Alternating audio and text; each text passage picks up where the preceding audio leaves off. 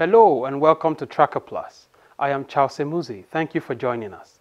There has been several conversations about the legitimacy of constituency projects.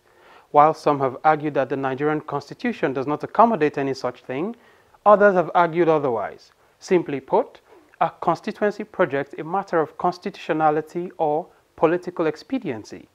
That's a question to ask, right? On today's episode of the show, we visit a state in north-central Nigeria to track some constituency projects, and then we follow up on some already tracked ones. Before we proceed any further, here is what you should know about Kogi State. Kogi is a state in the central region of Nigeria. Its capital, Lokoja, is the first administrative capital of modern-day Nigeria. Agriculture is a main part of the economy, and the state also has coal, steel, and other mineral resources. The main ethnic groups are Igala, Ibira, and Okun. Kogi has 21 local government areas and 3 senatorial districts, which are Kogi Central, Kogi East, and Kogi West.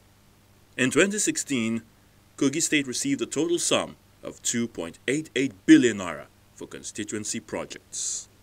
As a standard practice when we visit a community to track a project, we engage members of the community to sensitize them on our mission. This is in addition to the project tracking officer from Budget who visits these communities regularly to monitor these projects and provide updates. We visited a community called Ageva-Onyoto in Kogi Central Senatorial District, represented by Senator Ahmed Ogembe and Honorable Hassan Tijani in the National Assembly. Ageva-Onyoto started as a very small community, but is fast becoming a suburb.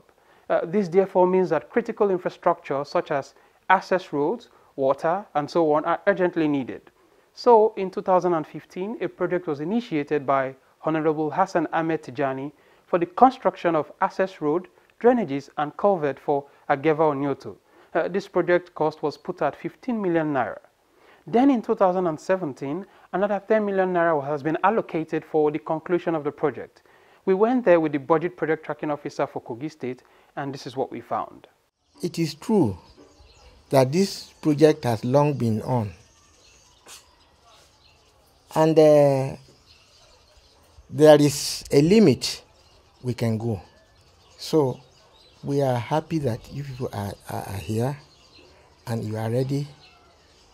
And even to assure us that it has been recaptured, we are so happy indeed. In fact, I don't know what to say. So now that you people are here, we are going to listen to you. Whatever we are going to cooperate maximally. An idea came up that we should look into constructing this road, making it motorable, because as at then, for you even trekking through the road was hard. So a committee was set up, and Alhaji Isiaku Abdullahi, being the chairman on projects, came up with the idea of linking us with Agency for Poverty Reduction, Kogi State branch. And as God might have it, this agency came to the aid of the community. They gave up or approved 4 million naira for construction of this road, having come to see the nature of the road. And all to this moment we are talking about, this we are doing were through communal effort and no assistance from any government or any agency, apart from Agency for Poverty Reduction. The area or the point to which the community worked then is still what we are experiencing today. There hadn't been any other effort being enjoyed by the community from the government or from any other body, apart from the efforts of the community that has kept the community in the position they are seeing it today. The community is not aware of anything given out as it has to do with the road. And this of 2017 we are talking about too, if not for the action and the sensation we are receiving from the budget agency, we wouldn't have known anything about it. So this is why we are suggesting that it would be good that whenever something is to be done for any community, the people representing the community, either at the state or national level, should make it known to the community. In terms of the importance of these assets we are talking about. In fact, the importance to the community is immeasurable. And this is why the community is struggling on her own to get all these things right. But however, the projects are more than what the community can afford. So we are appealing sincerely, particularly to our representatives over there, to kindly cry to the government and come to our aid. The best you see about this road today is what the local government, is what the community, Inozi Ageva, did. We never knew, we never saw, we never noticed any contractor along this road. Nothing has been put on road by any contractor. 2015, whether there was any money released for the work, this is not known to the community. And we believe by the standard of education, when you are going to do something for somebody, you should let him be informed. You should inform him, you should involve him, for him to know exactly what you are doing for him. How will he appreciate if you don't tell him, if you don't? Nothing was done for this road. If there was anything that was done on paper, it was not physical. If it rains, you cannot come here because the road will be slippery. If it rains, any day it rains, all cars will park from that side to join the other junction. All the gutters, the drainages we did at that time, they've been filled up. There were drainages constructed and standard for that matter. But because of long usage, the maintenance became very difficult. The contractor should, for God's sake, do the work that is given to them. The person who donated the work should see that the work is done by confirming from the community for whom the work is given.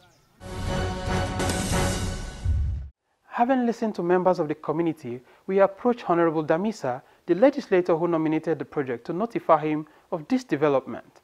He then put us in touch with the project supervisor and the contractor to hear their side of the story. This was done over a phone interview.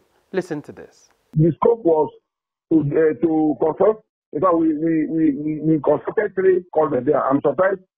We are in that community only knows to work there. To my own surprise, somebody can tell you that no work was done. It's surprising. So that's why I said it is better the awarding entity can tell you what we have done there before they even pay us money. The job was to construct some drainages, clear some, then culvert. We did about 30 culverts. The first one, the transformer down, then one the other side. Then the drainage is 2 ways. It's just going to be an ongoing project. But the honorable could not put money, and the awarding entity said they cannot fund it since there's no money being put to 2006. We have been struggling to see that money comes to and can be down. But all details of how the job was awarded was in the hand of Lower Nigeria, who gave us the job. I think that was. This brings us to the question: before a project is executed, shouldn't leaders of the community be carried along? Shouldn't they also be sensitized on the scope of the project? Shouldn't they also sign off a project as being completed or not? These and more are questions one should ask to forestall situations like this. Now that the project has reappeared in the 2017 budget for another 10 million naira, what happens next? How do we ensure accountability and transparency this time? Let's take a breather. Stay with us.